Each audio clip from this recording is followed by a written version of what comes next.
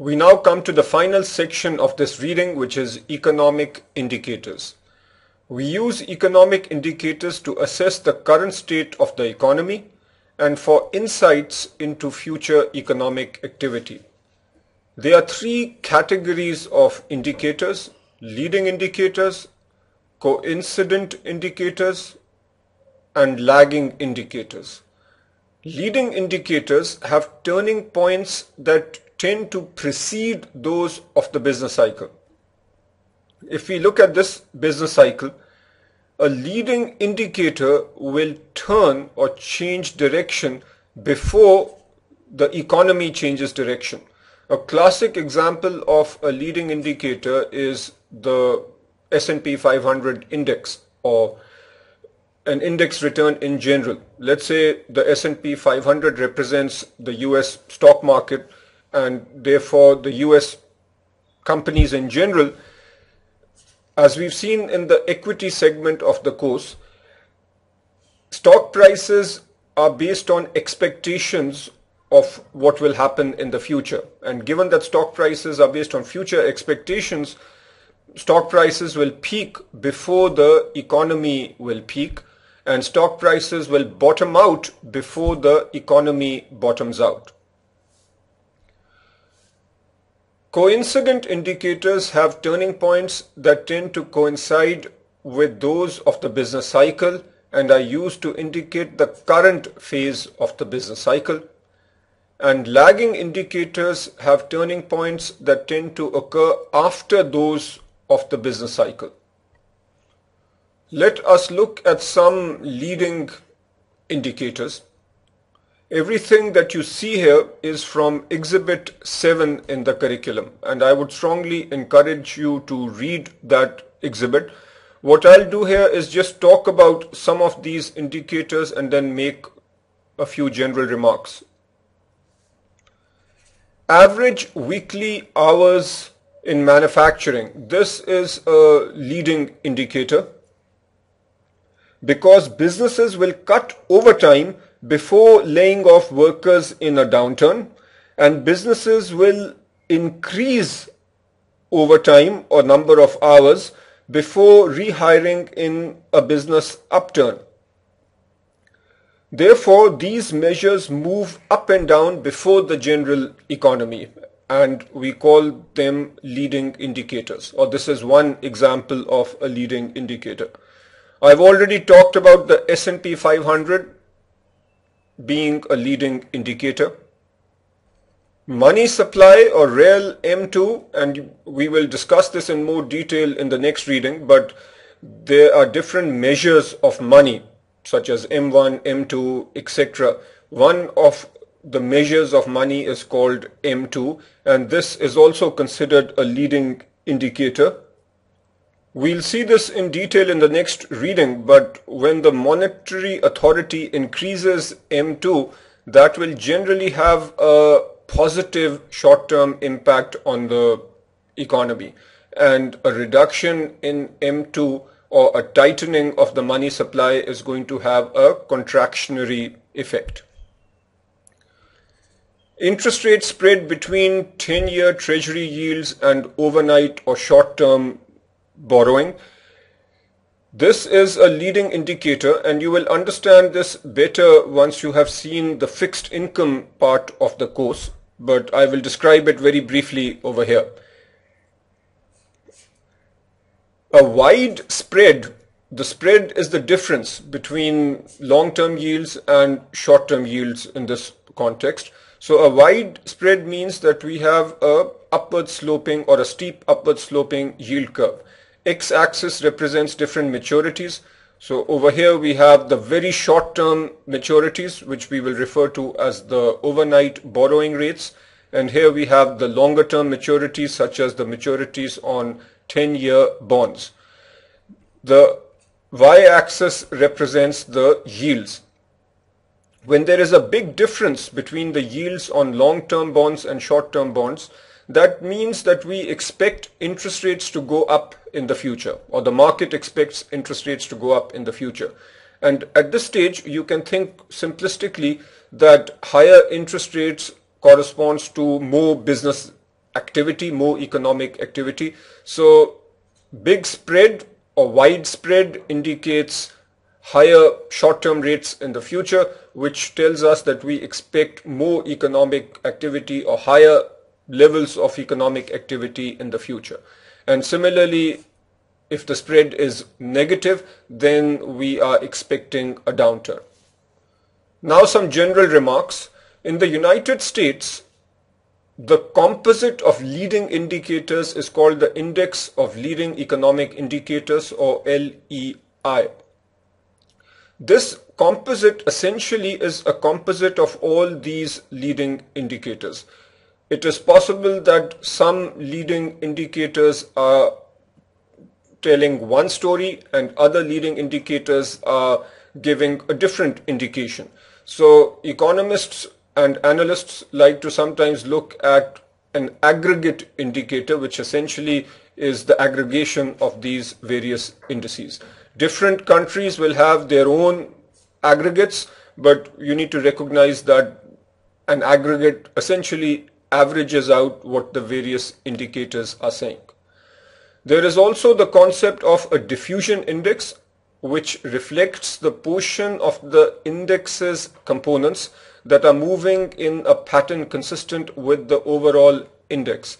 Now, we don't need to get into details here, but it is possible that of these 10 indices, 9 are indicating that the economy will improve and 1 is indicating that the economy will turn south or turn downwards. The diffusion index tries to capture this sort of information, telling us roughly what the different indicators are saying and whether they are pointing in the same direction or whether they are pointing in different directions. Obviously, if we have 5 indicators pointing up and 5 pointing down, then we cannot draw any clear conclusions about the direction of the economy. On this slide, we look at coincident indicators and lagging indicators. And again, all these come from Exhibit 7 in the curriculum. And in this exhibit, you will find the reasons for why we are calling these coincident indicators and why we are calling these lagging indicators. I'll just highlight a few over here. Inventory to sales ratio is an important ratio, and I think there is a reasonable chance that you will see this on the exam. We saw this in an earlier section and it is coming up again. As we've discussed, inventories accumulate as sales initially decline, and then once a business adjusts its ordering, then inventories adjust again. I'll just make a simplistic point here that once a business downturn starts, after that the inventory numbers start to increase because inventory level builds up as production initially stays roughly the same and the sales numbers come down. So this number goes up or peaks after the business cycle has peaked. Therefore, this is a lagging indicator. Change in unit labor cost is also a lagging indicator. Remember, this is a measure of the labor cost associated with each item. So if this is the total cost of an item and this part is the labor cost, then we are saying here that roughly 20% of the overall cost here is labor cost. Businesses are slow at laying off people, and that is why a change in labor cost is a lagging indicator. Commercial and industrial loans outstanding. This is slightly tricky, but remember this is also a lagging indicator. Generally, these loans are used to build inventory, and therefore this is a lagging indicator for roughly the same reasons that we discussed over here. Coming back now to the 3 categories of indicators. We said we have leading indicators, then we have coincident and lagging. Clearly, leading indicators are useful because they tell us about the direction of the economy. So you might wonder, what is the benefit of coincident and lagging indicators? Coincident and lagging indicators can help confirm what leading indicators are telling us. So if we have a leading indicator at this stage which is telling us that the economy is going to peak or going to slow down, then after that we notice a coincident indicator peaking, and then we notice that a lagging indicator is peaking over here, then these two indicators, the coincident and lagging indicators, serve as a confirmation of what the leading indicator suggested earlier. But at times, if the coincident and lagging indicators are not confirming what the leading indicators are telling us, then we cannot be sure about what conclusion to draw from the leading indicators. As a general point, trade associations and public agencies also provide aggregate cyclical measures. For example, the Association of Purchasing Managers might share information related to the aggregate purchases and the prices of overall purchases made by companies. I don't think you need to go into the details, but this material is covered briefly in section 5.2. Take a look at examples 17 and 18. Example 19 is particularly important because it gives you several MCQ questions. Let us now summarize what we have learnt in this reading. The first point was related to the business cycle and its phases. If we have time on the x-axis and economic activity on the y-axis, then we can say that there is an overall trend related to the business cycle. In this example, the overall trend is upwards. The actual GDP or the real GDP, the real output, will cycle around that particular trend. Over here, we will have an expansionary gap where the real output is more than the potential GDP. Here we have a recessionary gap where the real GDP or the real output is less than potential. You need to recognize the various phases. This is a peak, this is a trough. Over here we have an early recovery, a late recovery. This would be a slowdown. You need to know the definition that we talked about at the start of this reading and the 4 points that I made with regards to the definition. You need to understand how inventory levels, labor and capital utilization change across the business cycle. Next, we talked about the various theories that try to explain the business cycle. These theories also suggest what the government should or should not do in order to minimize the impact of the cycles.